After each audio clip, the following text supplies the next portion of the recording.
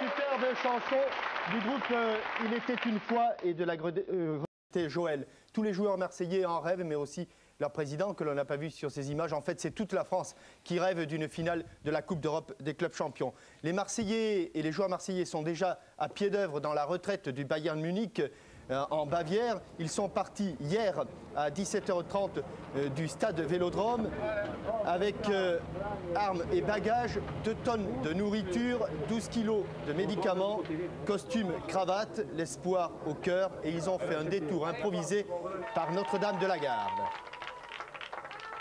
Cette finale de Munich, il en sera longuement question, vous vous en doutez bien, dans ce numéro de Téléfoot.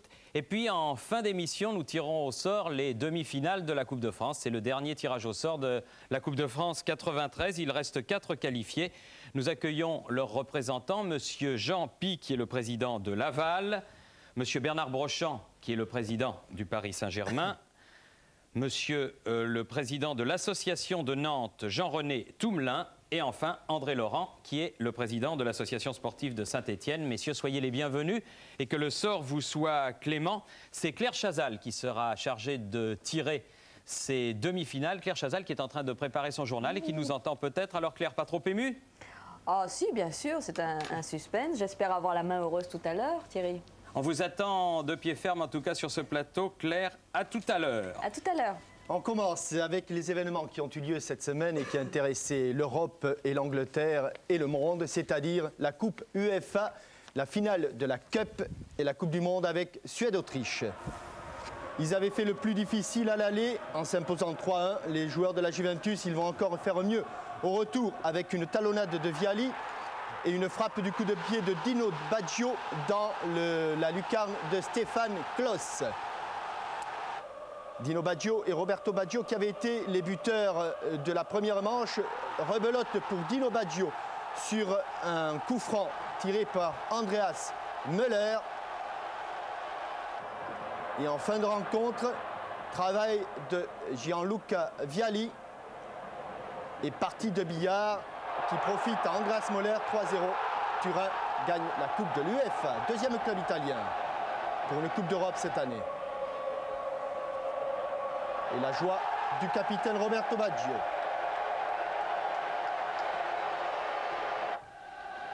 Et le lendemain soir, dans le froid et la pluie et la ferveur de Wembley, c'était ce que les Britanniques appellent le replay. Une finale de la Coupe rejouée entre les Rouges d'Arsenal et les Rayés de Sheffield Wednesday. Et Wright, le buteur d'Arsenal, il marque pratiquement à chaque tour de la Coupe, ouvre le score peu après la demi-heure de jeu. À ce moment-là, Sheffield est ballotté, mais Sheffield va revoir le jour en deuxième mi-temps.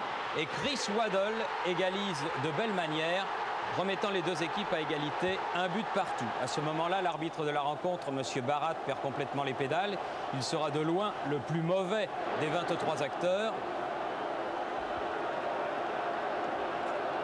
Et c'est dans les toutes dernières secondes de la partie, sur un corner, que Linigan, malgré un nez cassé, donne la Cup Arsenal, premier club anglais à gagner la même année la Coupe de la Ligue et la Coupe d'Angleterre.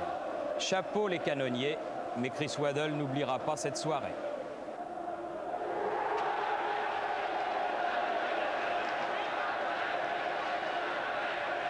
À Solna, dans la banlieue de Stockholm, la Suède rencontrait l'Autriche et à 5 minutes de la fin, c'est Eriksson qui donne la victoire à la Suède qui compte 8 points pour 5 matchs.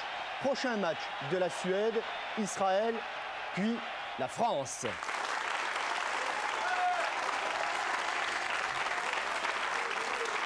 On attaque la 36e journée du championnat avec la brillante performance de la JOCR qui est toujours à la poursuite de l'Europe.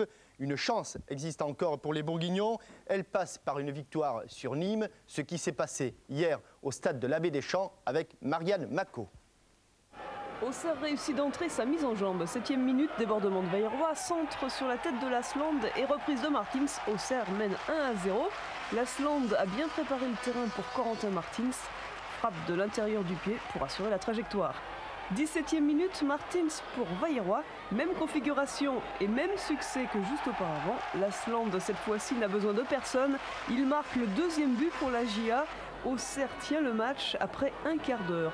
Mais 5 minutes plus tard, Martel prend les extérieurs pour copier la tactique auxerroise. Tête de Nicolas Marx. Nîmes n'est plus mené que par 2-1. Puis 5 minutes avant la mi-temps, suite à un corner auxerrois, Bonalaire lance sur Dutuel. La balle lui revient, elle est pour Coquard maintenant. Un petit crochet et une passe en retrait qui parvient sur Dutuel encore. William Prunier récupère un extérieur du droit pour le 3e but des Bourguignons, 3-1. Avant de rentrer au vestiaire, c'est bon pour le moral. Et dès la reprise, Auxerre, en pleine confiance, torture encore un peu les malheureux Gardois. Tout d'abord une balle sur Bonalaire.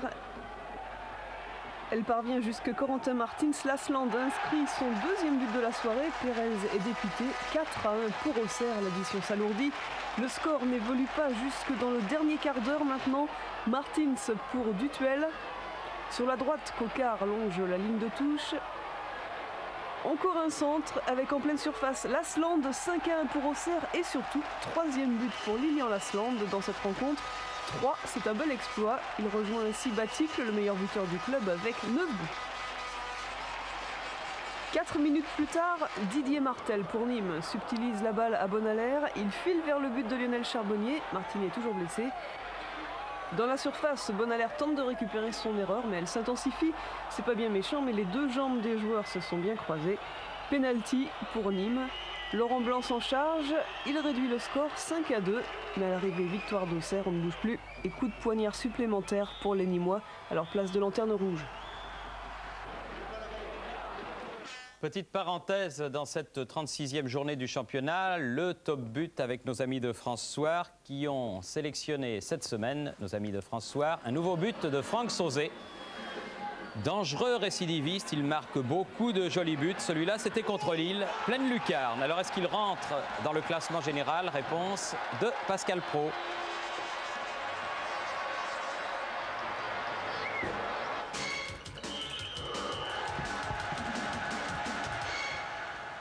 Suspense, Thierry, le 5e but du top but est bien signé Franck Sauzet, mais ce n'est pas celui réalisé face à Lille. Un superbe but, celui-là marqué contre Strasbourg. Si le but de Lille de Sauzet rentre, il ne sera pas 5e, il ne sera pas non plus 4e. Ça fera plaisir aux Parisiens. But de Vincent Guérin, c'était à Auxerre il y a quelques jours. Numéro 4 au top but, superbe but du milieu du terrain du Paris Saint-Germain. Numéro 3, la reprise de volée de Vercruis face au Paris Saint-Germain. Sauzet n'est pas non plus deuxième, puisque Dugarry garde cette deuxième place, but réalisé face à Strasbourg. Et en tête de ce top but, pas de changement, toujours Bancarel pour ce but réalisé face à Nîmes. Le but de Sauzet n'est donc pas rentré et la volée de Bancarel semble aller jusqu'au bout. On va se retrouver dans quelques instants pour la suite de Téléfoot et notamment le tirage au sort de la Coupe de France. Le plus rapide de la saison. C'était à Toulouse, à l'occasion du derby Toulouse-Bordeaux. Les Blancs de Toulouse ont donné le coup d'envoi. Grand pont de Bancarel. 13 secondes plus tard, la balle est au fond des filets. Qui dit mieux? 1-0 pour Toulouse. Les Bordelais n'ont pas touché le ballon. Ils vont se reprendre ensuite, les Bordelais, largement dominés, mais comme cela se produit souvent, ouverture de Nemec, 41e minute, encore Bancarel, le leader du top but de France Soir TF1, qui marque son deuxième but, 2-0. En deuxième période, Dogon disjoncte, carton rouge, dehors monsieur. Et comme Galtier disjoncte aussi, eh bien, il ira le rejoindre au vestiaire, ils pourront poursuivre leur partie d'échecs. À Caen, réveil du buteur au stade de Malherbe avec un ballon pour Hippolyte Dambeto qui laisse tout le monde sur place, y compris Hadzibajic, centre en retrait, plat du pied de Gravelaine. Depuis le mois de mars, Xavier n'avait pas marqué. Il retrouve le chemin du but, son 19e but depuis le début de la saison. 61e minute, exploit technique, double exploit technique et doublé pour Xavier Gravelaine. Avec une aile de pigeon en guise de contrôle, un grand pont sur Sylvestre et un extérieur du pied sur Ferrand. C'était hier à Venoy, le réveil de Xavier Gravelaine. Toulon, Le Havre, un match à ne pas perdre, un match qui sentait la deuxième division, d'autant qu'à la 70e minute sur ce centre de Rio, Guruli, les Havrais en effet jouaient en rouge, Guruli marque pour Le Havre 1-0. 10 minutes plus tard, belle égalisation du capitaine varois Mérieux, l'un des hommes en forme du Sporting toulonnais en cette fin de saison. Il exhorte ses supporters, mais cela n'empêchera pas Thierry, à 3 minutes de la fin, de marquer son 15e but de la saison et Le Havre de battre un Toulon qui veut encore y croire. Entre la plus faible attaque du championnat, celle de Lille, et la meilleure défense Saint-Etienne, il était normal que ça se termine 0-0. Ça s'est terminé 0-0 malgré ce bon tir de Moravchik et surtout une occasion en or que va vendanger Nouma sur un centre en retrait d'Assadourian. 0-0 entre Lille et Saint-Etienne.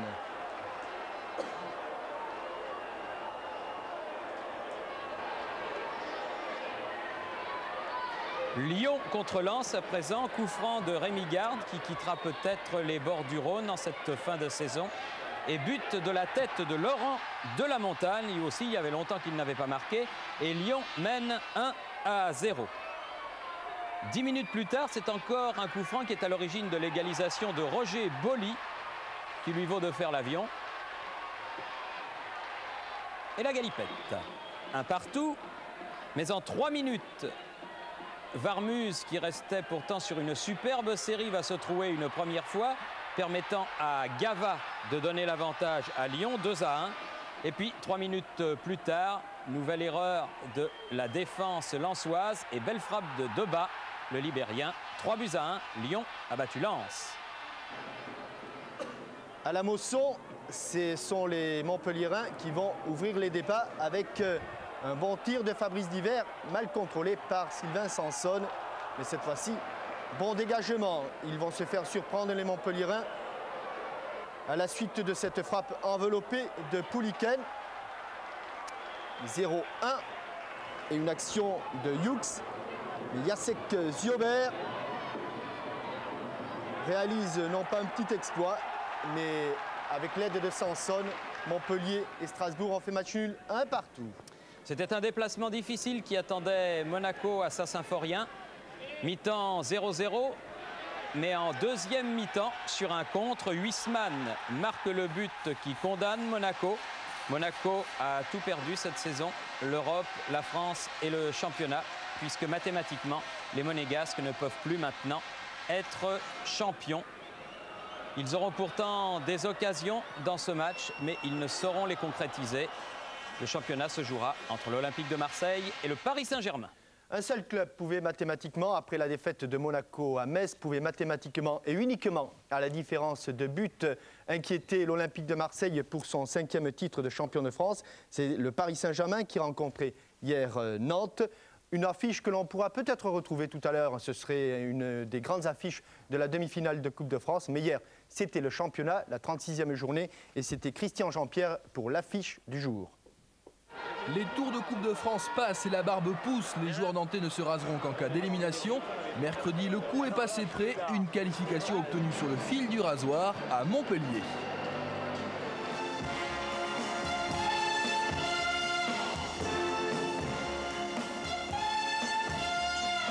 37 000 personnes au parc pour voir ce match au parfum européen entre le PSG privé de Weah et Valdo et Nantes sans Vulic et Ferry. Une première occasion dangereuse après 20 minutes de jeu. Guyot et Capron se gênent. Bravo en profite, il est parti. Frappe du gauche sur la transversale. Tête plongeante, Capron détourne. Daniel Bravo n'est pas très heureux sur ce coup. Marot sort bien. Mais regardez, c'est Capron en fait qui détourne de la main la tête plongeante de Bravo. Une main involontaire non sifflée par monsieur Leduc. Pendant 45 minutes, Nantes venu chercher visiblement le match nul quadrille bien le terrain. Comboiré monte sur le corner, une tête non cadrée qui inquiète Suodo et le banc de touche nantais. Les Parisiens l'attaquent avec Ginola, Comboiré, Guérin, Bravo, Guérin. Colter, c'est bien joué, un centre, non, un tir bien capté par David Marot. Du côté de l'attaque nantaise, pas grand chose à signaler, si ce n'est cette action avec au départ Endoram, puis Pedros qui prolonge pour Loco. C'était bien joué dans l'esprit, mais visiblement les jambes sont lourdes. Gros problème de réalisation du côté du Football Club de Nantes. Dernière action avant la pause, interception Colter pour Paris. Reynaud côté gauche, un centre au deuxième poteau, Fournier en demi-volée. Marot est sur la trajectoire du ballon et parvient à capter le ballon en deux temps sous les yeux d'un Bravo menaçant. 0-0 à la mi-temps, Nantes tient le choc, Nantes s'en sort bien. En seconde période, Simba s'apprête à rentrer histoire de dynamiser l'attaque parisienne. Attention tout de même à ce coup franc de Bravo. Marot, sans prendre de risque, détourne. Le gardien nantais a pour l'instant la baraka pour Vuxadour. Attention à ce corner de Paul Le Guen. Tête de Bravo sur le poteau, Moreau dégage. Regardez, c'est en fait une tête mixte signée Carambeu et Bravo qui termine sur le poteau nantais. Les hommes de Suodo ont de la chance, on pense que cela peut durer 90 minutes. Arrive ensuite le quart d'heure Simba, il est mis sur orbite par Ginola. Un bon ballon contré in extremis par Carambeu, revenu comme une fusée. La pression monte, monte, monte devant les buts de Nantes. Comboiré. Un long ballon pour Bravo. Bravo cherche un partenaire, Fournier est là. Il passe à travers trois défenseurs, superbe, un centre pour Amara Simba, tête plongeante à côté. L'attaquant parisien se demande encore comment il a fait pour rater cette occasion. On revoit le très beau travail de Laurent Fournier. Et Simba seul au second poteau qui a des problèmes de finition. Comboiré. Simba de la tête bien joué pour Guérin. Sortie de Marot, Simba une nouvelle fois dans le petit filet. Les Nantais souffrent énormément, ils sont sur les rotules. La Coupe de France a laissé des traces. Suodo est vraiment perplexe. Le Guen pour Ginola, toujours dans la surface de réparation. Et bonne sortie de David Marot. 77e minute. Bravo, auteur d'un bon match, laisse sa place à François Calderaro. Nouveau corner dangereux devant les buts du Football Club de Nantes. Ziani prend le premier poteau. Comboiré et Simba sèment la zizanie dans la surface. Attention, c'est parti. Le Guen. Tête de roche sur la barre, incroyable. Les Nantais ont de la chance et c'est en fait Ziani qui détourne sur la barre. Tout le parc avait vu le ballon au fond des filets. Georges a vraiment du mal à avaler cette histoire. Dernière action du match, énième corner de Le Guen. Marot face à Comboiré, Calderaro en embuscade. 1-0 pour le PSG. Belle récompense pour François Calderaro qui n'avait pas joué et marqué depuis février. Les Nantais protesteront, ils estiment que Comboiré a fait une faute sur Marot. Les Parisiens, eux, courent toujours après un hypothétique titre de champion. Il faudrait vraiment un faux pas de Marseille pour arriver à être champion. Mathématiquement, le PSG est toujours en course. Les Parisiens doivent pour cela, quoi qu'il arrive, gagner leurs 2 derniers matchs.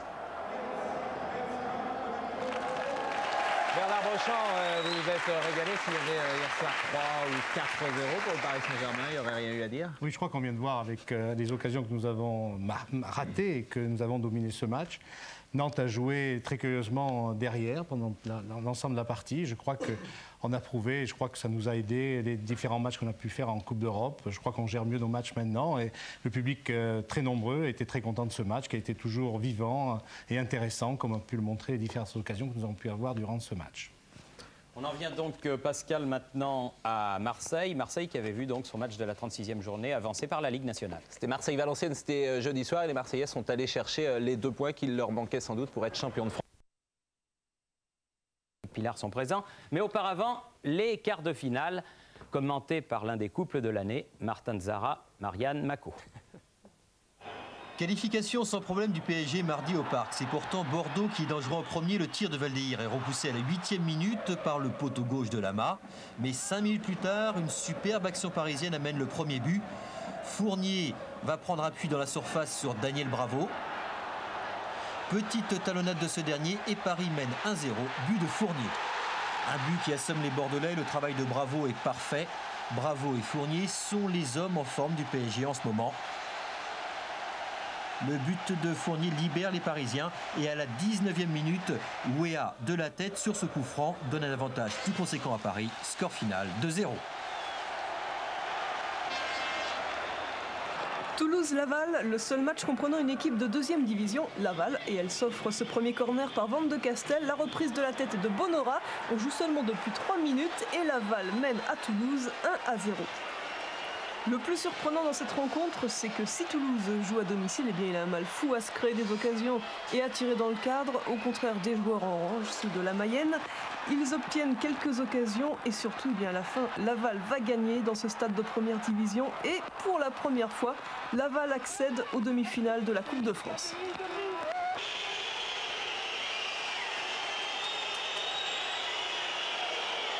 Émotion à la Mosson mercredi. 30e minute, Wedek sur la droite, un centre repris malheureusement contre son camp par Roseux. À un quart d'heure de la fin, Montpellier égalise. Ferry, côté nantais, a été expulsé un peu plus tôt. Un renvoi un peu faible de la défense nantaise, l'oreille d'une superbe volée permet à Montpellier de revenir au score. Un partout, c'est aussi le score final. Les prolongations ne changeront rien. Sinon, à noter la 2e expulsion côté nantais, celle de Vulic. Les tirs au but tourneront à l'avantage des Canaries. Diver rate le sien. Le Disait, côté nantais, propulse son équipe en demi-finale.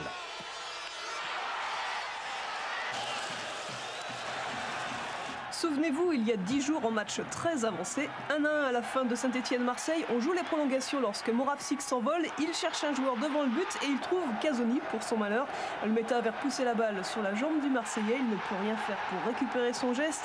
Les Marseillais sont éliminés de la Coupe de France. Saint-Étienne accède aux demi-finales.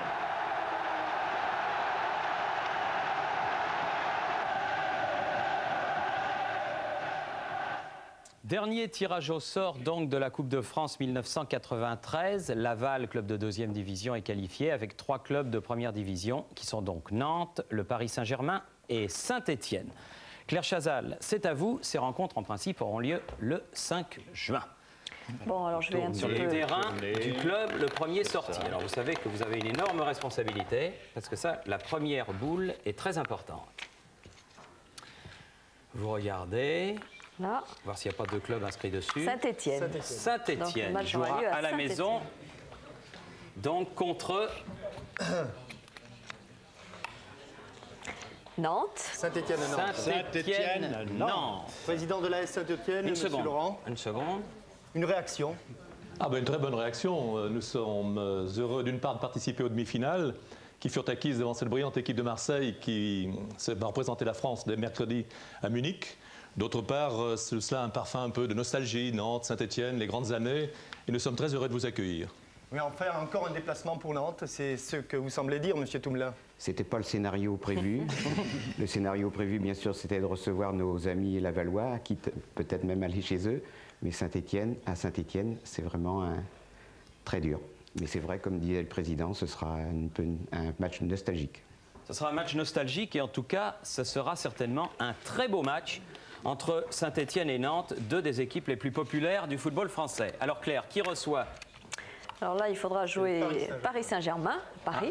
Le Paris Saint-Germain joue à la maison. Je parie que c'est contre Laval. Forcément. Bah oui. Logique. Contre Laval. On va donc en priorité demander au Petit Poucet. Laval, c'est vraiment après Toulouse. Il faudra aller au Parc des Princes. Monsieur Pi. Oui, bah, effectivement, c'est pas, nous non plus, c'est pas le scénario idéal, mais enfin, je crois qu'on est d'abord très heureux d'être en demi-finale. Et puis, on n'en voudra pas à Claire Chazal, c'est promis. Et on sera très heureux d'aller au Parc des Princes, puisqu'on rêvait d'aller au Parc des Princes, on ira en demi-finale. Alors, le seul, visiblement, pour qui c'est le scénario idéal, c'est Bernard Brochant, le président du Paris Saint-Germain. D'abord, je remercie Claire Chazal énormément de ce tirage. Et puis, au moins, on ne va pas se faire engueuler ni par Arthur Georges, ni par les équipiers du Paris Saint-Germain, puisque la dernière fois, on avait tiré Bordeaux et avant Monaco, et souvent à l'extérieur. Donc pour nous, en effet, c'est le scénario idéal, mais nous serons ravis d'accueillir nos amis de Laval, et je pense que là encore, on fera une grande soirée, une grande fête de football au parc. Le 5, peut-être le 6 juin, puisque le 5, il y a un match, malheureusement, de rugby. Il y a un match de rugby. La commission de la Coupe, du reste, fixera les dates de ces demi-finales. Un coup de chapeau aussi aux deux sponsors de la Coupe de France en 92-93, qui sont, d'une part, nos amis de RTL, et d'autre part, on n'est jamais mieux servi que par soi-même, la plus grande chaîne de télévision française, TF1. Jean-Michel, qu'est-ce que vous pensez, vous, de ces demi-finales ? Bien, je m'attendais peut-être à un Saint-Étienne-Paris-Saint-Germain qui aurait été une revanche de finale à anticiper. Pour Saint-Étienne et Nantes, c'est un parfum d'Europe parce que ce sont deux équipes qui attendent le verdict du championnat.